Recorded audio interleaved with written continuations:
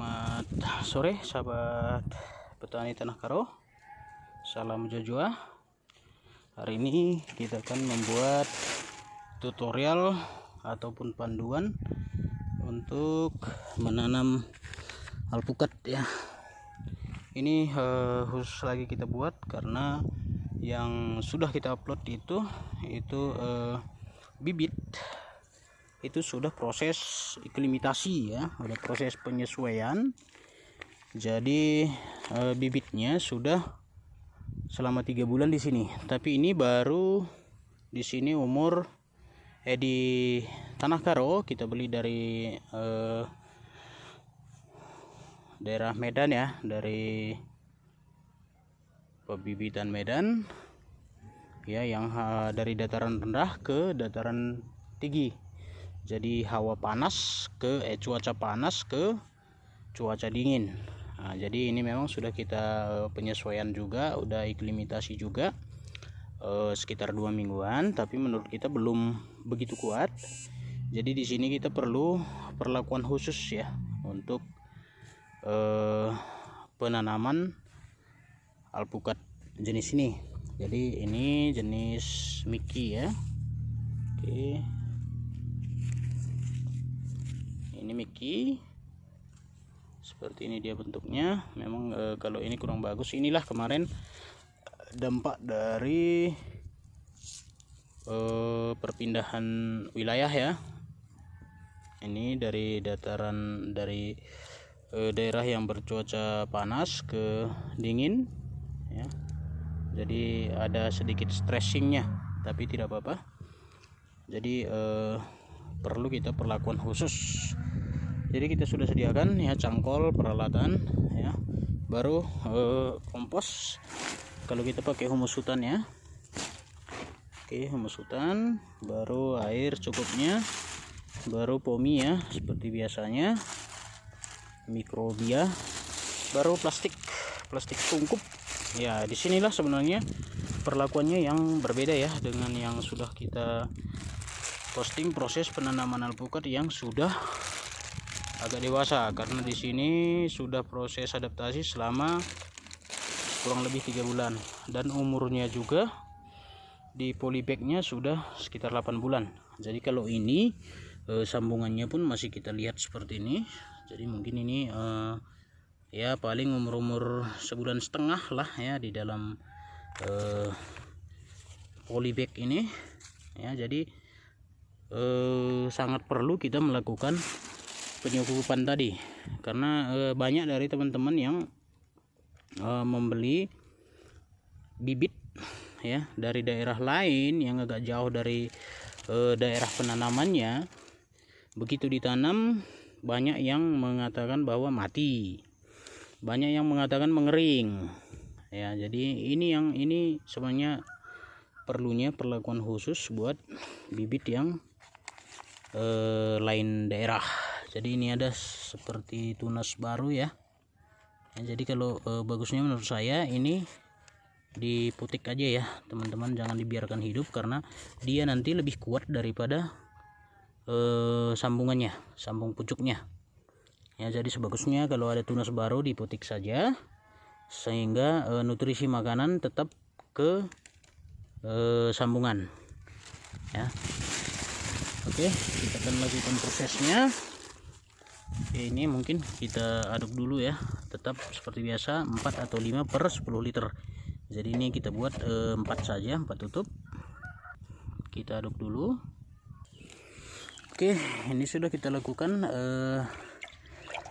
pencairan ya, Pomi 4-in-1 sebanyak 4 tutup ya, untuk 10 liter.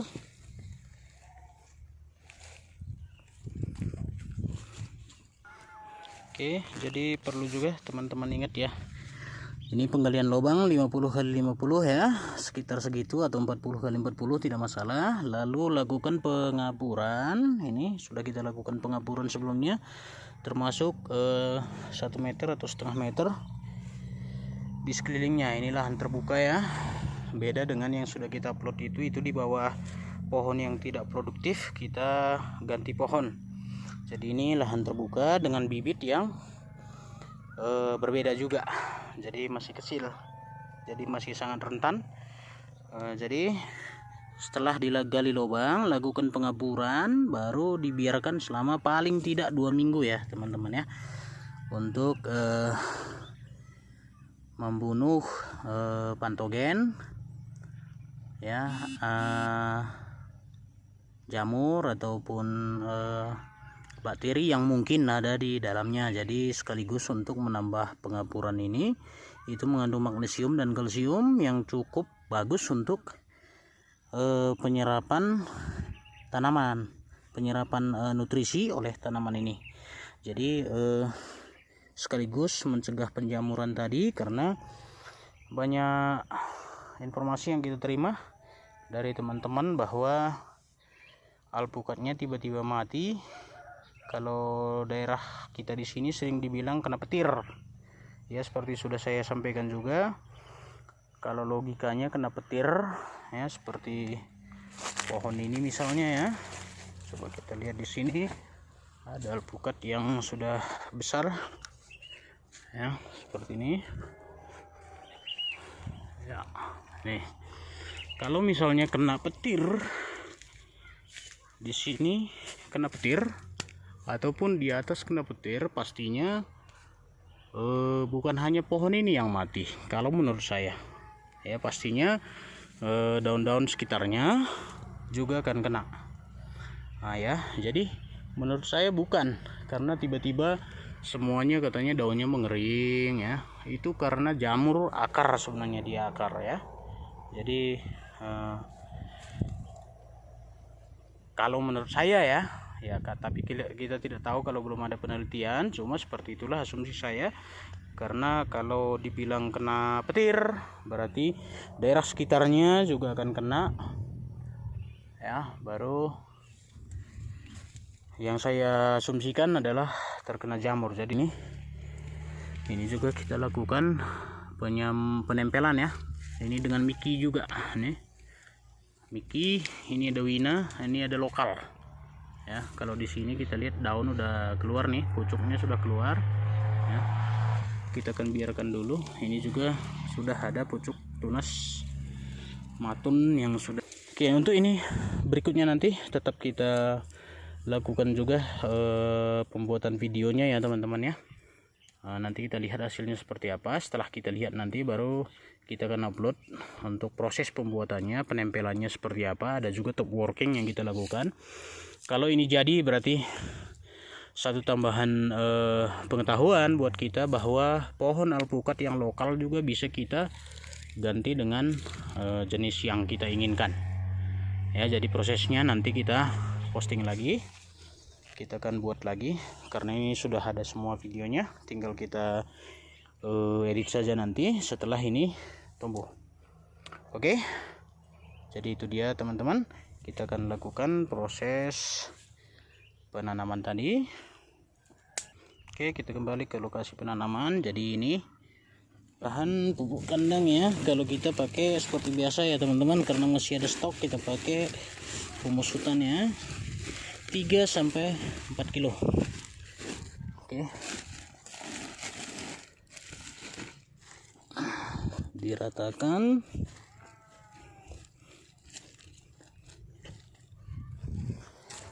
Baru kita lakukan lagi penyiraman mikrobia ya, mikroorganisme ke dalam lotam atau lubang tanam. Baru di sekelilingnya juga. Oke, baru kita tambah lagi tanah bekas surukannya.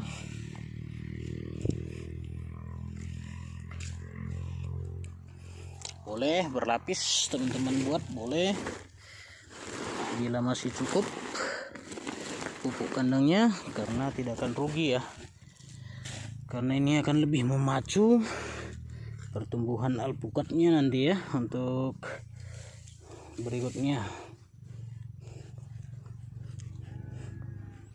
Untuk pupuk kandang ya teman-teman, saya tetap menyarankan untuk melakukan fermentasi sampai dengan benar-benar matang. Jadi jangan sembarangan kalau untuk pupuk kandang ya, terutama kohe itu saya sangat menyarankan lakukan fermentasi terlebih dahulu. Jadi tadi sudah di bawahnya makanan ataupun humus hutan. Untuk persiapan tanamnya, baru ininya bibitnya kita keluarkan dari polybag. Ya sebagusnya kalau menurut saya dipotong saja polybagnya, tapi kalau teman-teman merasa rugi tidak apa-apa. Cuma yang perlu diperhatikan, media tanam di dalam ini jangan sampai terpecah. Itu sangat penting karena kan mengganggu pertumbuhan akar ya. Kalau ketika itu pecah, tanaman ini akan stres. Oke, pelan-pelan. Ini dia setelah dikeluarkan dari polybagnya. Ini teman-teman bisa lihat akar di bawah itu ya sudah sangat aktif ya. Jadi ini yang perlu dijaga, jangan sampai terputus, jangan sampai pecah.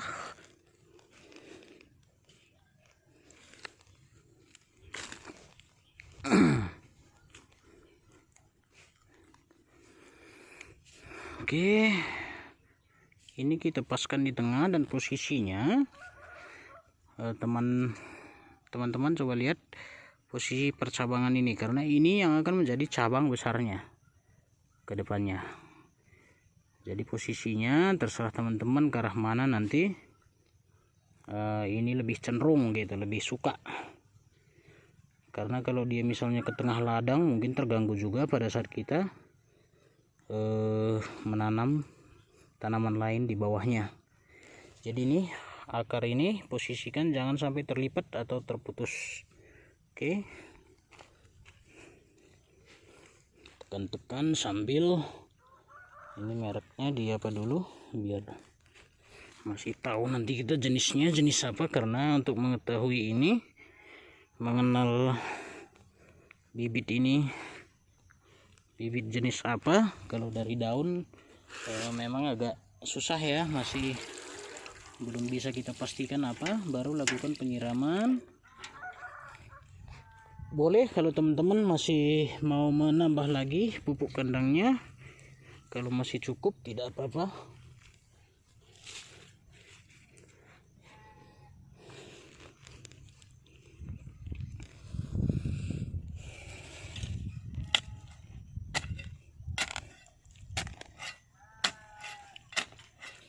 Tetap dibuat gundukan ya teman-teman ya, gundukan di sekelilingnya agar nanti tidak terjadi penggenangan air ketika turun hujan. Jadi harus tetap dibuat gundukannya.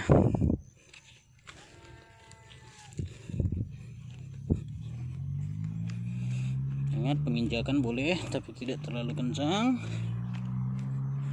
Dan media tanam yang awalnya yang di dalam polybag kemarin jangan sampai pecah.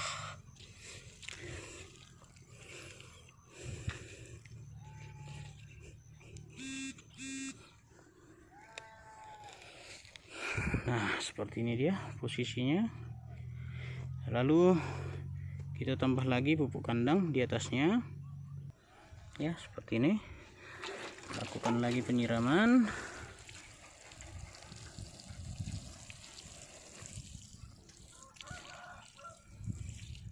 Oke, jadi seperti ini ya teman-teman. Kalaupun ada air, tergenangnya akan di sini, jadi tidak langsung ke akar.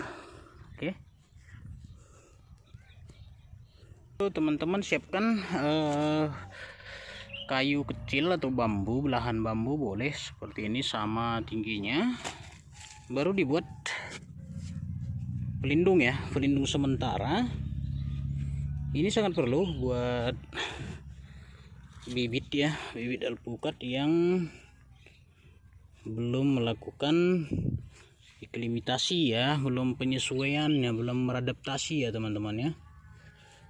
Ini sangat perlu untuk melindungi bibit, daripada nanti harus ganti lagi bibit untuk yang baru.